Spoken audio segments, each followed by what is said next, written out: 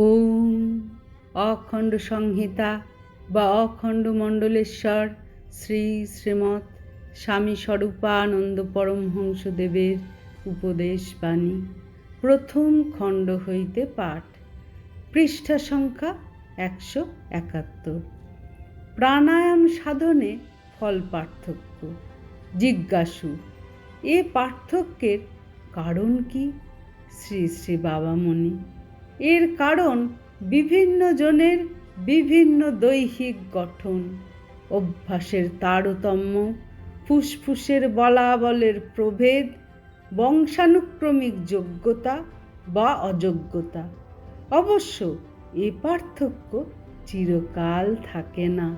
সাধন করতে করতে একদিন সকলেই সর্বোৎকৃষ্ট অবস্থায় পৌঁছতে পারে।